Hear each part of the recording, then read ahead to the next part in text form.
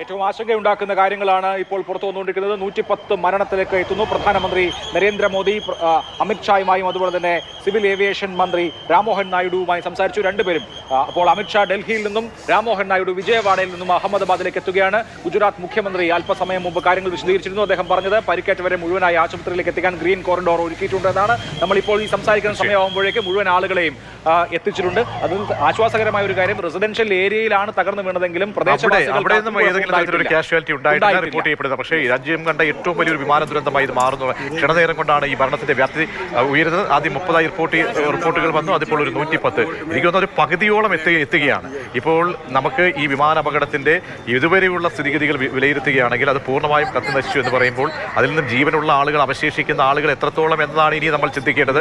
ആ നിലയിലേക്ക് ഇപ്പോൾ മരണസംഖ്യ ഉയർന്നുകൊണ്ടിരിക്കുന്നു. അതിൽ 217 പേരിൽ കൂടാതെ 11 കുട്ടികളാണുള്ളത്. അതിൽ 2 നവജാത ശിശുക്കളും ഉൾപ്പെടെ ബാക്കി 55-ലേറെ UK പൗരന്മാരുണ്ട്, കനേഡിയൻ പൗരന്മാരുണ്ട്, പോർച്ചുഗീസ് പൗരന്മാരുണ്ട്. അങ്ങനെ 242 ആളുകൾ, അതിൽ 110 മരണമാണ് ഇപ്പോൾ റിപ്പോർട്ട് ചെയ്യപ്പെടുന്ന ഒരു ഖേദകരമായ അവസ്ഥ. ദിവിഷിലേക്ക് കൂടി നമ്മൾ പോകുന്നു. പോലീസിന്റെ ഭാഗത്തുനിന്ന് അവിടെ നിന്നുള്ള വിവരം 80% ആളുകളെയും മാറ്റിയിരിക്കുന്നു എന്നാണ് നേരത്തെ ഗുജറാത്ത് പോലീസിലെ സീനിയർ ഉദ്യോഗസ്ഥൻ പറഞ്ഞത്. 2-3 മിനിറ്റിനകം, അതായത് വിമാനം പറന്നു വരുന്ന 2-3 മിനിറ്റിനകം അപകടമുണ്ടായി.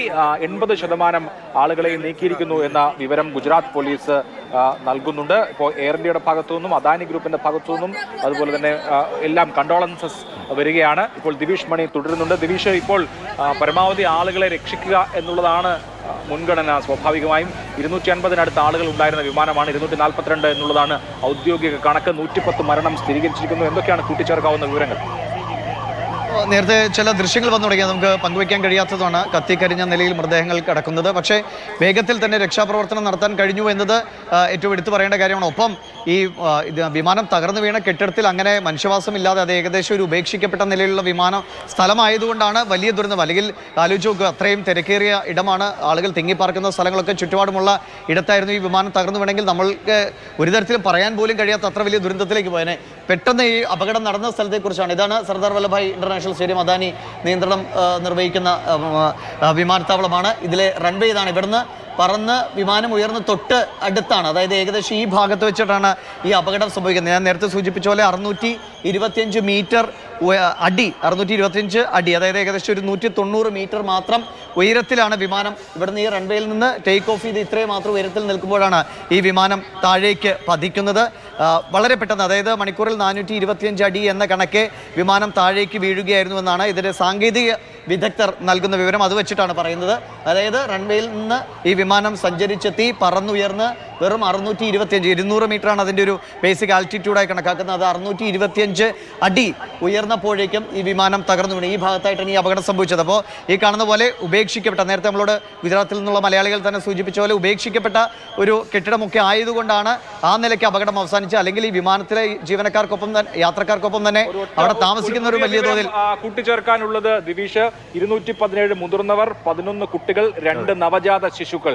AI 171-ൽ ഉണ്ടായിരുന്ന പാസഞ്ചേഴ്സ് ലിസ്റ്റ് പുറത്തു വരുമ്പോൾ 217 മുതിർന്ന ആളുകൾ, പ്രായപൂർത്തിയായ ആളുകൾ, 11 കുട്ടികൾ, 2 കുഞ്ഞുങ്ങൾ എന്ന് പറയുമ്പോൾ നവജാത ശിശുക്കൾ. വളരെ ദാരുണമായ അപകടം. കൂടുതൽ ആളുകളുടെ ജീവൻ പൊലിയരുതേ എന്ന് നമുക്ക് പ്രാർത്ഥിക്കാം എന്നുള്ളതേ ഉള്ളൂ. കാര്യം, ഇപ്പോൾ ബ്രിട്ടീഷ് പൗരന്മാരുടെയൊക്കെ ലിസ്റ്റ് ഉണ്ടെങ്കിലും നമുക്കറിയാം അതെല്ലാം ഇന്ത്യൻ വംശജരാണ്. ഇപ്പോൾ സുഭാഷ് ചന്ദ്ര, അദ്ദേഹം ഗ്രേറ്റ് ബ്രിട്ടനിലെ പൗരനാണ്. ഒപ്പം ദിലീപ് മഹേന്ദ്രഭായ്, അങ്ങനെയുള്ളവരൊക്കെ ഇന്ത്യക്കാരാണ്. മീന ഫിലിപ്പ് ഇന്ത്യൻ പൗരയാണ്. നേരത്തെ പറഞ്ഞ വല്ലഭായ് നാഗ്ജി ഇന്ത്യൻ പൗരനാണ്. പോർച്ചുഗീസ് ചന്തു, മിസ്റ്റർ ചന്തു, അദ്ദേഹം പോർച്ചുഗീസ് പൗരനാണ്. ധീർ, അദ്ദേഹം ബ്രിട്ടീഷ് പൗരനാണ്. അങ്ങനെ മിസ്റ്റർ സന്തുഭായ്, അദ്ദേഹം പോർച്ചുഗീസ് പൗരനാണ്. കനേഡിയൻ പൗരനുമുണ്ട് എന്നാണ് പാസഞ്ചേഴ്സ് ലിസ്റ്റ് വായിക്കുമ്പോൾ മനസ്സിലാകുന്നത്. 7 പോർച്ചുഗീസ് പൗരന്മാർ, 1 കനേഡിയൻ പൗരൻ, ബാക്കി ബ്രിട്ടീഷ് പൗരന്മാർ, ഇന്ത്യൻ പൗരന്മാർ. അതെ, ആ ബ്രിട്ടീഷ് പൗരന്മാരിൽ ഏറെ പേരും ഇന്ത്യൻ വംശജരായവർ തന്നെയാണ്. അപ്പോൾ ഇതിൽ ഈ അപകടത്തിൽ അല്ലെങ്കിൽ ഈ യാത്രാ വിമാനത്തിൽ ഉണ്ടായിരുന്നവർ ഏറെയും ഇന്ത്യക്കാരെന്ന് തന്നെ നമുക്ക് ഒരർത്ഥത്തിൽ പറയാം. പക്ഷേ അവരുടെ പൗരത്വം അവർ ബ്രിട്ടനിൽ സ്ഥിരതാമസമാക്കിയുണ്ട്. അങ്ങനെ 50-ലേറെ പേർ ബ്രിട്ടീഷ് പൗരന്മാരാണ്. പക്ഷേ വലിയ തോതിലുള്ള ഒരു ആഘാതം ഇന്ത്യൻ വ്യോമയാന മേഖലയ്ക്ക് കൂടി ഈ ദുരന്തം ഉണ്ടാക്കുന്നു എന്നതാണ്. കാരണം ഇത്രയേറെ ലോങ് റൂട്ടിൽ സഞ്ചരിക്കുന്ന, നമുക്കറിയാം ഈ ഓപ്പറേഷൻ സിന്ദൂർ സമയത്തൊക്കെ വ്യോമയാന റൂട്ടുകൾ വഴിതിരിച്ചു വിട്ടതുമൊക്കെ എയർ ഇന്ത്യ അടക്കമുള്ള സ്ഥാപനങ്ങൾക്ക് ആ സമയത്ത് വലിയൊരു പ്രതിസന്ധി ഉണ്ടാക്കിയിരുന്നെങ്കിലും അതിനെയൊക്കെ മറികടന്ന് ഈ സംവിധാനം മുന്നോട്ട് പോകുന്നതിനിടയിലാണ് ഇങ്ങനെ ഒരു വലിയ ദുരന്തം ഉണ്ടായിരിക്കുന്നത്. വിജയ് രൂപാണിയുടെ കാര്യത്തിൽ എന്തായാലും വലിയ ആശങ്കയ്ക്കിടയുണ്ടോ? കാരണം അദ്ദേഹം പരിക്കുകളോടെയാണ് ഇപ്പോൾ ആശുപത്രിയിൽ ഉള്ളത് എന്നാണ് അറിയാൻ കഴിയുന്നത്.